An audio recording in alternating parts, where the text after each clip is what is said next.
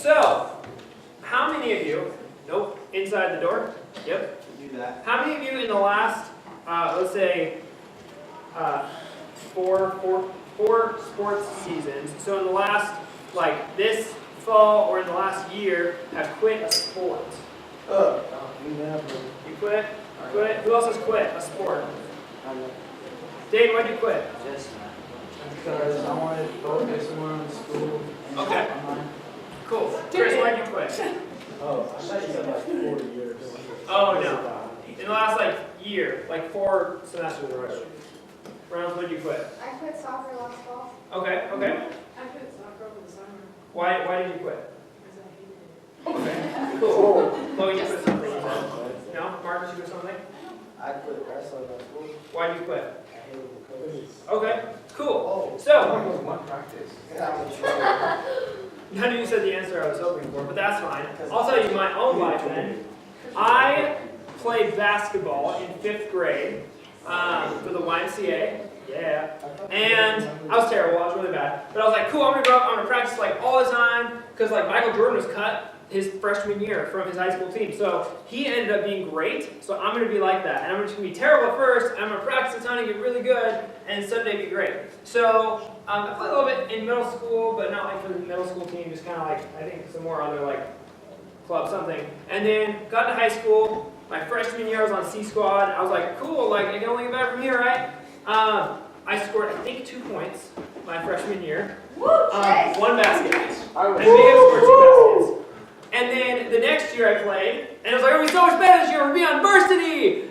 And I was in C squad again, and I was like, huh, shoot. So I got really good at like running, so I could be the fastest one on the team. And I was like okay at shooting, but I got like pretty good at like ball handling because just shooting was not like great for me.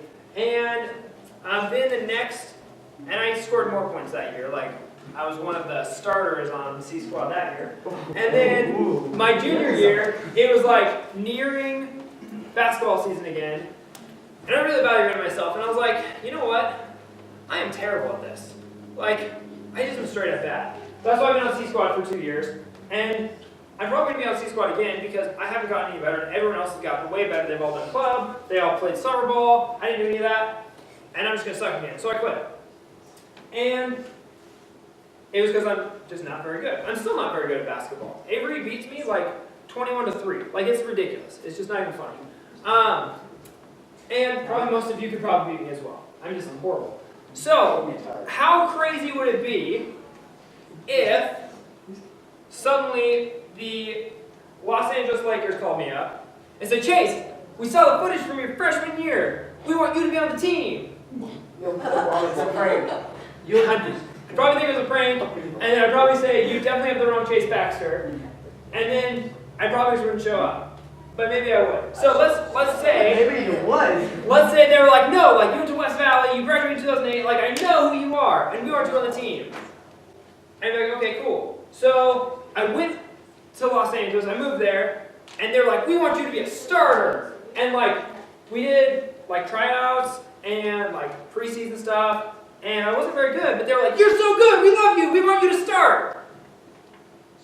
Okay, so let's say we get to like the first game, and I'm like listed on ESPN as like one of the 5 starters. The coach's like, you're going to start today. And I'm like, you know, I'm just not feeling it. I think I'm just going to go home. And so I just leave and like go home. Like how crazy would that be, right? Like, it's crazy, the story went from like weird to like really weird to like just, I don't understand what's happening right now, right? So, that wouldn't make sense at all, right? If I don't deserve something, and I get it anyway, and then after I get that thing, I don't do anything with it. Like that's nuts, right? None of us would do that if it was like basketball or football or anything. If it was wrestling, if it was chess playing. Like, if we were given an opportunity to be great at something, we would take it. Yes? Would you still say it's quitting if, like, you did it for 1 year or 2 years and then didn't want to do it the next year? I mean, yeah, probably. It's technically quitting. And there's good reasons to quit, too. Like, I'm not saying, like, you shouldn't have quit. Like, you maybe should have quit. Maybe it was terrible. I should have quit basketball, because I legitimately was not very good at it. So, today we're going to look at a passage, And we're going to talk about what we would do if we were kind of given an opportunity to do something and we didn't do anything with it. So we have a theme that we're going to be looking at through the entire book of Romans. I'm just going to flash it up on the screen really quick. Yeah! So this is our theme for the entire book of Romans. Okay, so we're going to see this every week. We're going to talk about it every week. Probably you understand like 4 of those words up there, and that's great. That's fine. We're going to work through it piece by piece, and every single week you're going to get a better understanding of what this means and like what you actually do with this. So, it says justification by faith, or no, just kidding, it doesn't say that. Justification by grace through faith leads to practical holiness. Okay, so let's all say it together. Ready? Justification by grace through faith leads to practical holiness. Sweet. So that's going to be our overarching theme for the entire year. And by the end of the year, you're going to be like, bam, I know what that means. Cool? Good. I like where this is going. Okay, so to recap, what did we talk about last week before we jump into today's passage? Justification. Oh, I forgot. I kind of remember. What book were we in? Let's start there. Oh, Romans. Romans, very good. Okay, Summer, what did we talk about last week? Oh! Who we are versus who we want to be. That's good. Wait, hold on, can I read? No. What? No, we're not reading. Yeah. What did we talk about last week? So Summer kind of hit on it. So who we are versus who we want to be. So we looked at like, we talked about different people that like we look up to and like good qualities about them. What was the whole point of all of that? Do you remember? Identity? There it is, identity. So you're talking about our identity in Christ. And because of our identity in Christ, then we respond. Okay? Good, we like vaguely remember some of this. That's so good. So this week, we are going a little bit further. We are starting in Romans chapter 1, verse 16. It's on page 768. So I'm taking a Romans class right now, and my professor asks every single week what the most important verse in Romans is. And it's this verse we're about to read today. I think I know it. You want to know it? Yeah. It's super important. No.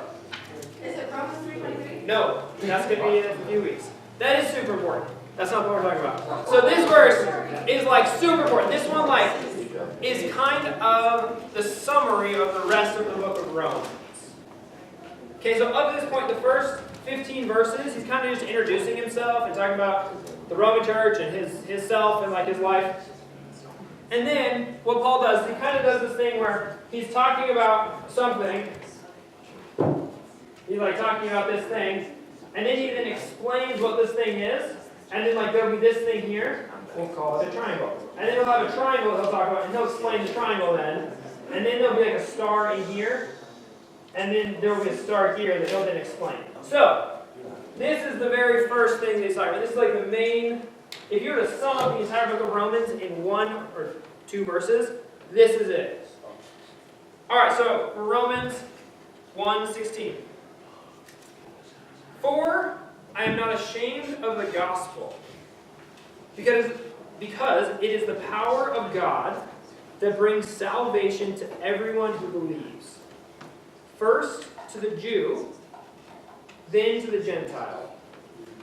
For in the gospel, the righteousness of God is revealed, a righteousness that is by faith, from faith to last, just as it is written, the righteous will live by faith.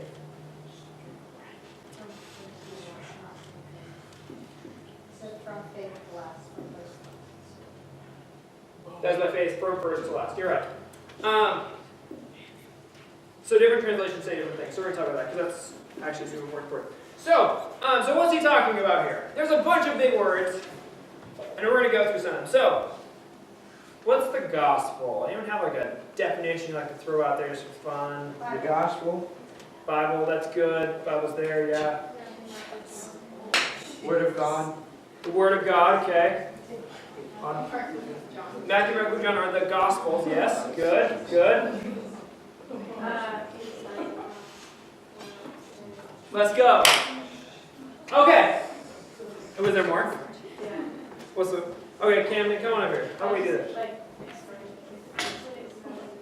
Yes. All right, everyone, listen to Cam Lima now. So first, you come to this world and you're sin, right? Sure. Okay. We'll start there. Then, well, God made the world and it was perfect. Good. And then sin came in. Okay. And then Jesus died on the cross. Yeah. And then we were made like we were forgiven. Yes. And then we did it all in heaven. Yeah. So, what were you thinking through when you were saying that? Oh, the bracelet. The bracelets. So the bracelets we made, like at Pursuit, and we talked about Yakima. That bracelet. She was thinking through that. So that's like the gospel in a bracelet. So this is a definition of the gospel. Tim. Yes. Definition of the gospel. Nope, not that. Keep going. All right. So the gospel is this word, euangelion. It literally means good news. So it's the exact same word that talks about good news. So it's the good news. Gospel is good news. So let's say it together. Gospel is good news. Gospel is good news. Very good. So the good news is that Jesus came to earth. He died. He rose again. He went back up to heaven. And he did this all to take away our sin and bring us to heaven with him. So that is the gospel. That's like the good news of Jesus, that we're able to be forgiven, that our lives are able to be made new, that we're able to have a new existence because of the work of Jesus. So that is what the gospel is. Let's go back a slide, Tim. Yes, sir. Nope. Yeah, righteous will live by faith. So, this is in verse 17. So there's the righteous will live by faith. So this is, I would say, one of the summaries of the book of Romans as well. And it's super important. So it's the righteous will live by faith. So that's what we're talking about today. The righteous are going to live by faith. So often we think of, like, why we do the things we do. Or maybe we don't think about them. I was just in a conversation for just over 2 hours today with an atheist friend of mine who I work with. And he was explaining to me why he does good things. And for him, he does good things because he is trying to, like, just benefit society, and, like, he says he finds some peace when he does these good things and things like that. And I was explaining that I do good things in response to what Jesus has done for me. So I'm a righteous person that is doing things because I'm living by faith. So rather than like I'm just doing things to benefit the universe or like the aura or whatever he would say, we left and I was like, I think you're wrong. He was like, cool, I think you're wrong. And I was like, great. So I'm going to read an atheist book and he's going to read the Bible with me. I'm like, cool. So my goal is to convince him that Christianity is true. And he's trying to convince me that I'm crazy. And that's fine. And like we had a great discussion. He's a friend of mine. And we're going to continue having this discussion and dialogue about what it means to be a Christian and why he thinks being an atheist is better. Yeah, Kate. Do you think if you keep going with that, he's going to not want to be friendly? Do you think that'll change? No, I don't think it'll. He knows, like he makes fun of me all the time because I'm a Christian. That's fine. Like, I'm cool with it. And like, he was like, he just says that, like, he works with me, and so like, he sees someone praying at a table, and he'd be like, oh, that person's talking to themselves.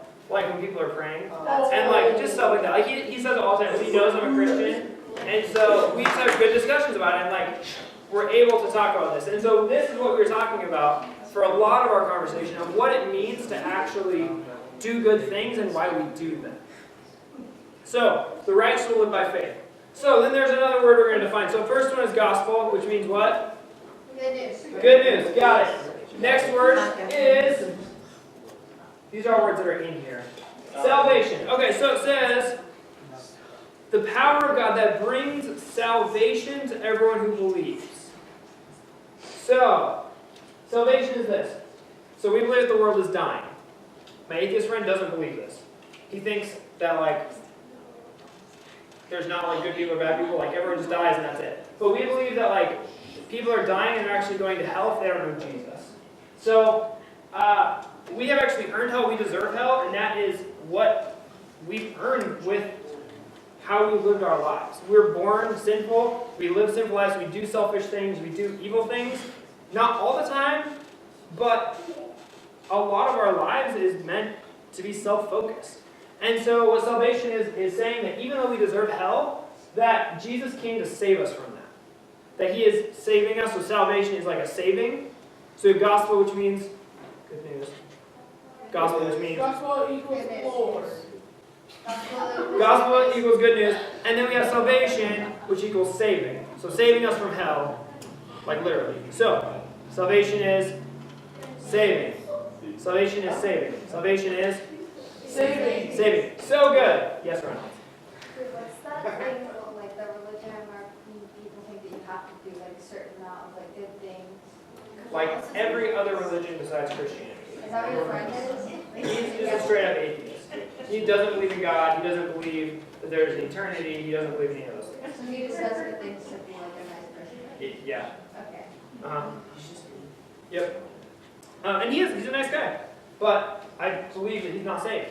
And he would say, he agrees, like, I'm not a believer in Jesus. And I was like, well, that would mean you die and go to hell, so you died. And he's like, I don't believe that, but if you believe that, like, that's what you believe. So, it's fine. We had a great conversation. And my prayer is that he will eventually come to Christ through our conversations.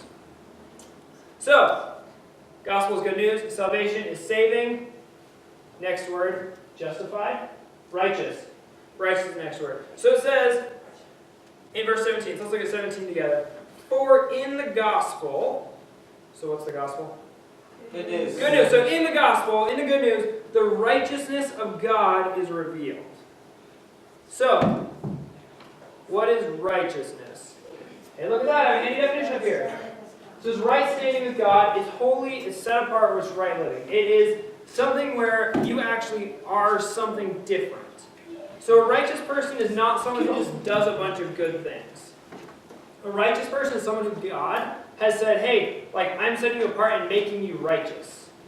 We can't make ourselves righteous. We can't do enough good things to earn some sort of righteous crown. All that we can do is have faith in Jesus, and when we do that, we become righteous. So it says here that the righteousness of God is revealed, and then it says a righteousness that is by faith from first to last. Just as written, the righteous will live by faith. So here I think it's talking about a righteousness, or the righteousness of God, actually being people. That we are the people that God has chosen to be set apart and to be holy. That we are not like the rest of the world. Last week we talked about, we have our identity in Christ, and because of that we look different than the world. So this is just playing on that idea again, that as righteous people, we are different than the world. Not because we have tried to do all these great things, not because we have earned our way to heaven or any of these things, but simply because God has saved us and has made us righteous. And the final word is justified. No, it's not. It's faith. Faith, there it is. Justified we'll talk about next week. Faith is the final word. This is one probably most of us know, or we know someone named Faith. Who knows someone named Faith? Yeah? I go to Bible school, so Faith's around. So, it says here the righteous will live by faith, and it also says a righteousness that is by faith from first to last. So, faith is just a belief. So you can have faith that Jerry can fly. I believe. So, if we really, really super truly believe that, he still wouldn't fly. But like, we would have genuine faith in that. You can have faith that you are the best football player on the team. Okay? Yeah. And now every guy is like, yeah, that's me. Okay? So, you can have faith in anything. So this is talking about here specifically is a faith in Jesus. So every other faith that we might have, some of them might be right. Like, we might have faith that the sky is blue. Okay, because it is. So that's a reasonable thing to have faith in. We might have faith that Jerry can fly. That's a wrong faith, but it's still a faith. So when we have faith, it can be correctly guided or it can be incorrectly guided. So what this is talking about here is a faith that is guided towards Jesus. That we believe the gospel. That we believe the good news of Jesus, that he came and he died and he rose again, and he went back up to heaven so that we can be there too. Like, that's what we believe. We put our faith and our hope in that and understand and believe that God will do the same for us and we'll get to live with him forever. So that's what faith is. So it says, so I was looking at this verse in another translation. So if you look in the Black Bibles, which you don't have to, it says, or actually you read it in Greek as well, because I did that also. It says, from faith to faith. So verse 17, let's all look there. For in the gospel the righteousness of God is revealed, a righteousness that is by faith for faith. That's like what the straight, direct translation says. And that doesn't make sense. So they changed it here to make it a little bit easier to read. But it kind of defeats what I was going to talk about. So, we're going to do it anyway. Yeah, we'll use that side. You just drew mine.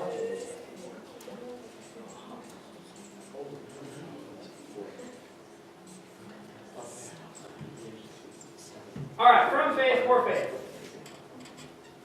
That is like the direct translation from Greek, or if you look at the Black Bibles, that's what it's going to say. So, what does that mean? From faith to faith? From faith to faith, close. It's sort of like that. Oh, I thought you were like saying, I was reading the time. Oh, I think I actually got it. Give it a shot. Like, from faith being like the way, what you're doing. For faith. Okay, Jesus loved me, so I love everyone else. Okay. That kind of thing. Maybe. Where are you going with this? That's Close. Okay, okay. We're on the right path. That's kind of what we're saying. So, Ooh. you got it, Q? Yeah, I got it. From faith for faith is like when you have faith and you lose faith, you look at faith. Close, but not even close. How can you be close to that close? What? Yeah, we're close. Like you have this conflict that God is doing it for the glory of God. Okay, we're very close. We're on the very, very right path here. This is good. Okay, so there's a hint in the very last half of this verse. It says, just as it is written, the righteous will live by faith. Okay, so that says the same word, faith. And it's talking about this righteousness of God. And the righteousness is from faith for faith. And the righteous live by faith. So, there's all these things that are connected, and it's all tied to the gospel. So here's a circle. This is all mankind. This is everybody. Okay? And we have unsaved people. So we have unsaved people here. And then we have other people here. I guess this doesn't make sense because they're in the circle. In a different circle, not that, who are saved. So, these saved people have gone from here to here.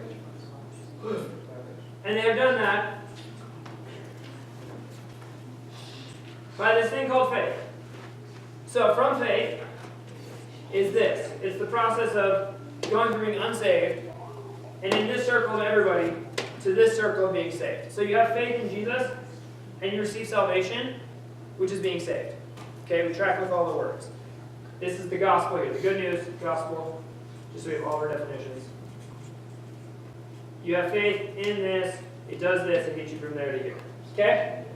So, that's this first half. From faith. Are we tracking with this so far? This circle makes sense. Good. This is where it gets weird.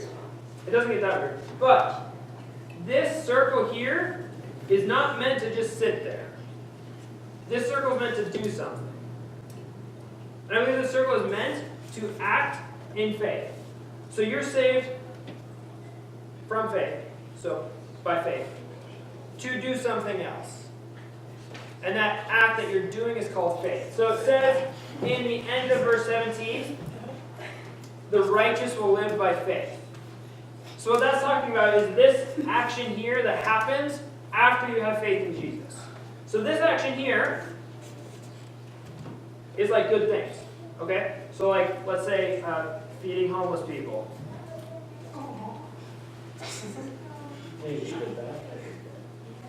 Let's say it's sharing your lunch with someone.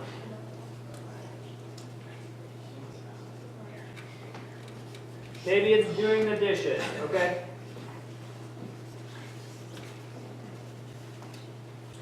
All right, so these are good things, right? So these things could also be done by this person, right? Yeah. Like, anybody can do this. So, what it's saying here, though, is that there's this first faith that saves us, and then because of this first faith, we act in this second faith and do things. So we live by faith because of the faith we have. So you don't just get saved and you just sit there, and then you die someday. Like, you actually get saved so then you can go live in faith. Got it. So, something good happened to you, so you correct. Change action. So you don't do... It's like that video We're where not- the guy takes the water from the girl and that buys a hot dog to this homeless person. And It's the not homeless- a homeless person. the The homeless homeless person buys flowers for the flowers to the guy who's working hard on the Yeah, street. we know talking about the jacket. Yeah. Sure. Seen that video? I have not. Same as I said. Okay, so,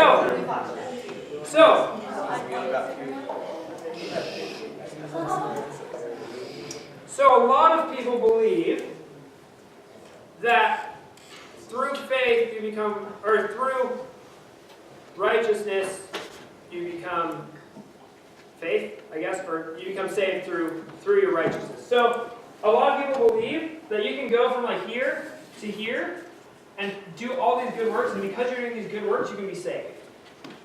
And over, the Bible is super, super clear that we don't do these good things to get saved. There's no way to go around this faith alley. The only way to get saved is through faith, and then we respond by doing things. But if we're just doing good things in order to get saved, we're never going to get there. We're not going to take the long way around. We're actually going to end up like down there or something, and it'll end up Mormon or some other like religion that believes that when you're doing good things, you can get saved. So,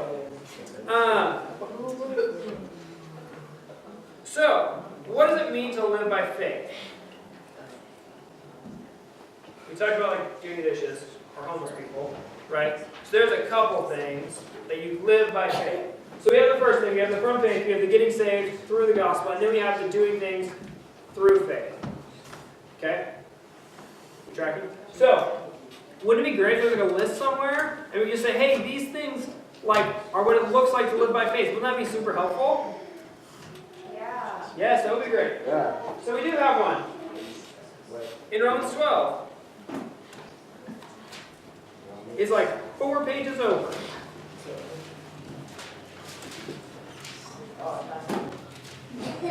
So we're actually going to talk about this in small group. We're actually even going to read it in small group. But everybody to have it, it starts off by saying 59. Love must be sincere. You want to get that verse up there, Tim? I'll try. 2 verses. Which verse? Both the only verse slides. Oh, Romans 1 and Romans 12. Yeah, 12:9. So love must be sincere, okay? So we see this? We're tracking with this?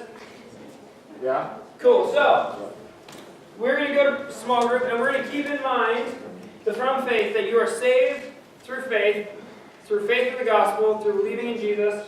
You are saved, and you are saved in order to do something, and then we're going to talk about what that actually means to do that in groups. So we're going to break up guys and girls. Guys are going to be here, girls are going to be in the other room, and we'll just have a grand old time. But I'm going to pray first, and then we will break up.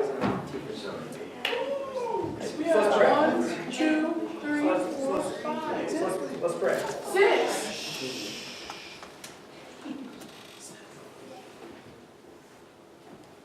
Dear Jesus, I just thank you that you came to earth. Thank you that you came and lived and died and rose again, and that you're up in heaven waiting for us. Thank you, God, that you have made a way that through faith in you we're able to be forgiven of our sins. And I pray, Lord, that we wouldn't just sit in that truth and not do anything with it, God, but that we would be active with our faith. That our faith would transform us and change us and shape us and affect every other area of our lives. Pray, Lord, that as we leave here, that we would truly understand that we are saved only by faith in you and not by anything we can do. And that because we understand that we would respond by loving other people well, by caring for those around us, by living honest, righteous lives. Pray, God, that you would just continue to work in our lives, reveal sin to us and things that maybe we don't even recognize are wrong, and allow us to just live out the righteous lives that you have already given to us. We love you, Lord. Amen. Amen. Amen.